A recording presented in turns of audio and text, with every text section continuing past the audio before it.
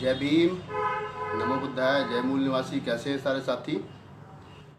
आज जैसा कि आपको पता है आज करवा चौथ है और करवा चौथ पर महिलाएं जो है वो अपने पति पुरुष की लंबी उम्र के लिए व्रत रखती हैं। तो कभी मेरे दिमाग में ऐसे ख्याल आया था कि अगर इस पर कविता लिखी जाए तो कैसी होगी। मैंने लगभग 1.5 वर्ष पहले 2 वर्ष पहले ये कविता लिखी थी। कविता का नाम था वो कि पत्नी बोली करवा चौथ पर एक साड़ी दिलवाओ। वो कविता बड़ी फेमस हुई। मैंने सोचा कि क्यों ना फिर आज इस कविता को लाइव आप लोगों को सुनाया जाए। दिन में ही सुना देते हैं, शाम को बहुत सारी और भी मुझे एक लाइव करना है किसी मुद्दे को लेकर के। तो मैं आज करवा चौथ ताकि पूरे दिन आप लोग इसको सुन सकें। तो कविता कुछ इस प्रकार थी। मैंने मनुवाद का खंडन करते हुए ये कहा है कि पत्नी बोली करवा चौथ पर एक साड़ी दिलवाओ। पत्नी बोली करवा चौथ पर एक साड़ी दिलवाओ। हमने कहा करवा चौथ के फायदे बतलाओ। कि पत्नी बोली करवा चौथ पर एक साड़ी दिलवाओ। हमने कहा करवा चौथ के फायदे बतलाओ। तो पत्नी बोली उम्र पिया एक व्रत में 1 वर्ष बढ़ जाएगी और मौत तुम्हारे कभी नहीं नजदीक आएगी।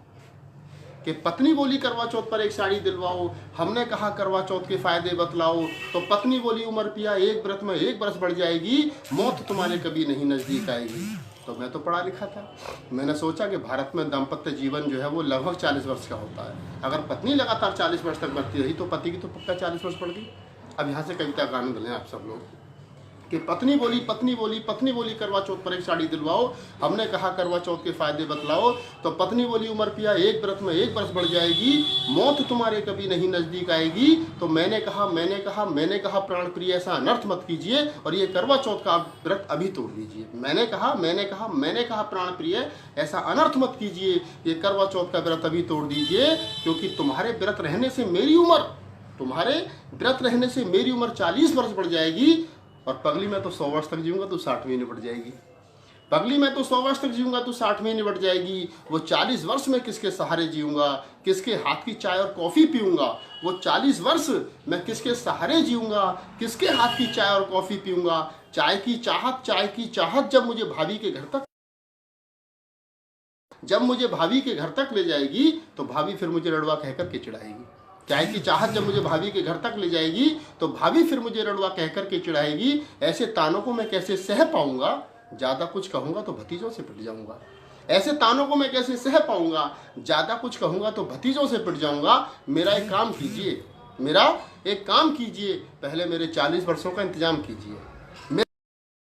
पहले मेरे 40 वर्षों का इंतजाम कीजिए। कि मेरा एक